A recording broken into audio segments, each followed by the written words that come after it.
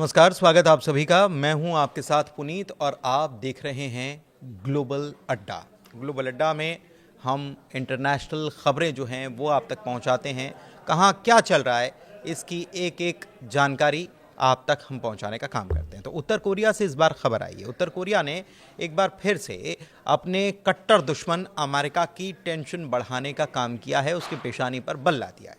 कैसे ला दिया है? दरअसल बात यह है कि इस बार किम जोंग उन, जो तानाशाह भी कहे जाते हैं, उन्होंने अंतर महाद्वीपीय बैलिस्टिक मिसाइल यानी inter continental ballistic missile ICBM जिसे कहा जाता है, हाइपरसोनिक मिसाइल, परमाणु संचालित मिसाइल, पनडुब्बी या फिर परमाणु हथियारों से नहीं बल्कि खुद के एयर डिफेंस सिस्टम से अमेरिका के पेशानी पर बल लाने का काम किया है।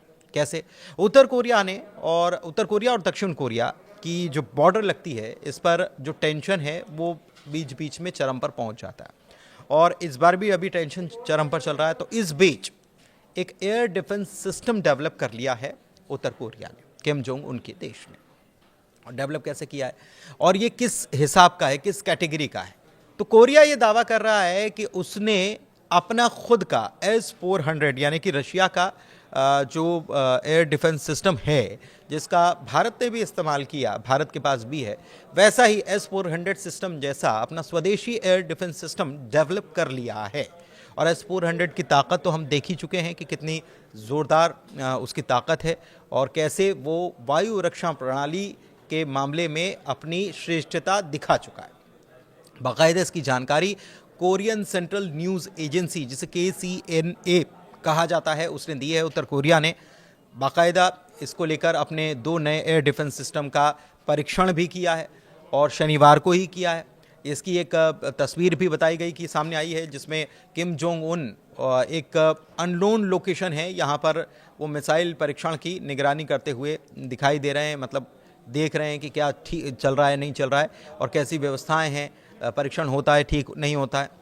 बीती 19 अगस्त को दक्षिण कोरिया और उत्तर कोरिया देशों के सैनिकों के बीच नियंत्रण रेखा पार करने को लेकर झड़प देखी गई थी। दोनों देशों के बीच हाल के टेंशन के बीच किम जोंग उन की सेना ने नए एयर डिफेंस सिस्टम से अमेरिका को भी चिंता में डाल दिया है। क्यों? क्योंकि अमेरिका जो है साउथ कोरिया जो है उसके साथ खड़ा हुआ नज़र आता है। अमेरिका की इसलिए टेंशन है क्योंकि दक्षिण कोरिया उसका खास दोस्त भी है और किम जोंग उन के साथ टेंशन इनका हमेशा से रहता है। इसके अलावा उत्तर कोरिया के पास ऐसे हथियार हैं जो सीधा अमेरिका तक पर हमला कर सकते हैं। कौन कौन से हथियार है? कोरियन सेंट्रल न्यूज़ एजेंसी ने इस मिसाइल परीक्षण की जानकारी दी पहले तो, और उनके मुताबिक उत्तर कोरिया ने 2 नई मिसाइल हथियार प्रणाली या फिर कहें कि एयर डिफेंस सिस्टम को डेवलप करने का काम कर लिया है, हासिल कर लिया है। 23 अगस्त को जो टेस्टिंग हुई, इससे दोनों नई मिसाइल हथियार प्रणालियों में बेहतर लड़ाकू क्षमता बता दी कि इनके पास बहुत अच्छा काम है। ठीक है, इन्होंने ऐसा काम करके दिखाया है जो S-400 की कैटेगरी को टच करता है। उन्होंने ये भी बताया कि किम जोंग उन ने एयर डिफेंस सिस्टम की लॉन्चिंग की बाकायदा निगरानी भी की।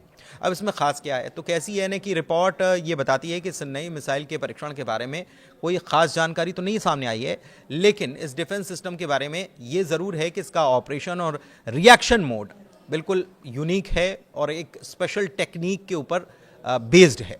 हालांकि ये नहीं बताया गया कि परीक्षण इसका कहाँ हुआ है, कौन सी स्पेशल टेक्निक है, ये भी बताया नहीं गया है।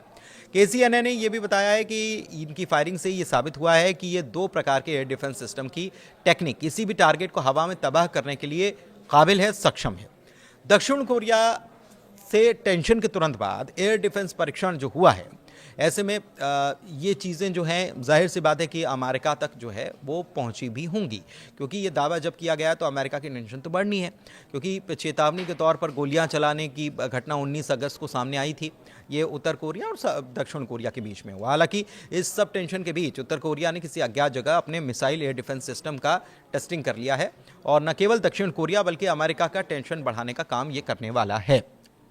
अब कौन कौन सी चीज़ें ऐसी हैं जो उत्तर कोरिया के पास हैं और वो अमेरिका की टेंशन बढ़ाती हैं, जिसमें यासोंग 19 मिसाइल है। इसका परीक्षण अक्टूबर 2024 में हुआ था और इसकी मारक क्षमता 15,000 किलोमीटर की है। बहुत बड़ी इसकी रेंज बताई जाती है और ये जाहिर सी बात है कि आसानी से अमेरिका तक पर इसे दागा जा सकता है, हमला कर सकती है, इसकी इतनी ताकत है, इसकी इतनी दूरी ये कवर कर सकती है।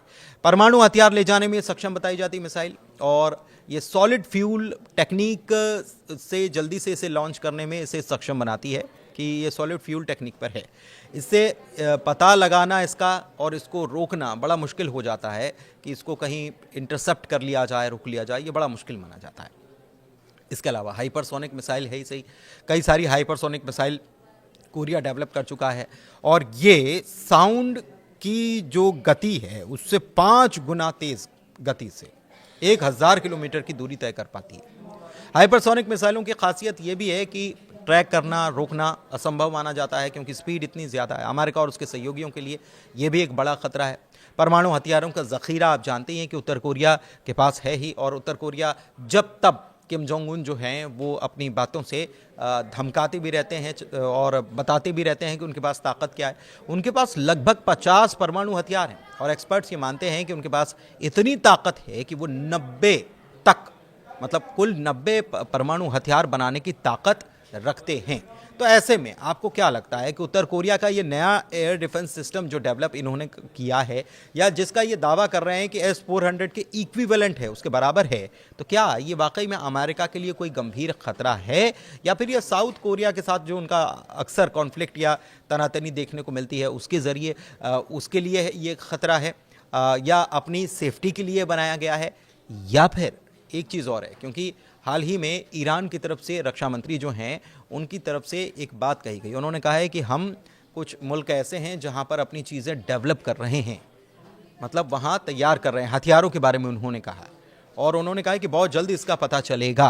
तो क्या कोरिया, नॉर्थ कोरिया जो है वो ईरान के लिए भी काम कर रहा है, या ईरान वहां पर नॉर्थ कोरिया में काम कर रहा है अपने नए हथियारों को डेवलप करने के लिए, और क्या ये ईरान को भी सप्लाई हो जाएगा मिडिल ईस्ट में?